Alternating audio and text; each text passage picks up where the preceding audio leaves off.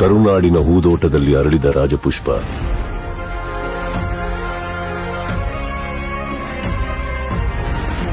ಅಪ್ಪು 1975ರಲ್ಲಿ ರಾಜನ ಮಗನಾಗಿ ಹುಟ್ಟಿದ್ರು. ಸಾಮಾನ್ಯರ ಜೊತೆಯಾಗಿ ಬೆಳೆದ್ರು.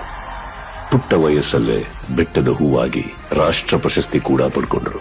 ಅಪ್ಪನ ತೇಜಸ್ಸನ್ನ ಅಭಿನಯದಲ್ಲಿ ತಂದರು. ಅಪ್ಪನ ವರ್ಚಸ್ಸನ್ನ ಅವರ ನಗುವಿನಲ್ಲಿ ತುಂಬಿಕೊಂಡ್ರು. ಅಪ್ಪು ಅವ್ರು ಬಂದಿದ್ದಾರೆ. ಯಾರೋ ಅಪ್ಪು?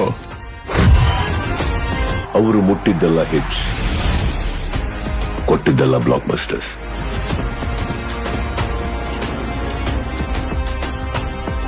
ಜೀವನ ಜನಕ್ಕಾಗಿ ಮೀಸಲಿಟ್ಟು ಜೀವನ ನಮ್ಮೆಲ್ಲರ ಹೃದಯಗಳಲ್ಲಿ ಬಚ್ಚಿಟ್ರು. ಮಾಡಿದ ಸಹಾಯ ಲೆಕ್ಕಕ್ಕಿಡದೆ ಎಷ್ಟು ಸಾಧ್ಯನೋ ಅಷ್ಟು ಅಭಿಮಾನಿಗಳ ಇಷ್ಟ ಕಷ್ಟಗಳಿಗೆ ಸ್ಪಂದಿಸಿದ್ರು. ವಿಧಿ ಅನ್ನೋ ಆಟ ಒಂದು ದಿನ ಅಪ್ಪು ಅನ್ನೋ ಬೆಳಕನ್ನ ನಮ್ಮಿಂದ ದೂರ ಮಾಡ್ತು.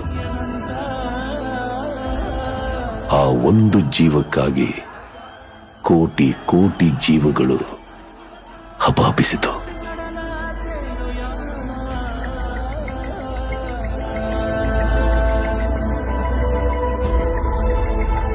ಅಲೆಯೂ ಕರೆಯ ಬಂದಿದೆ.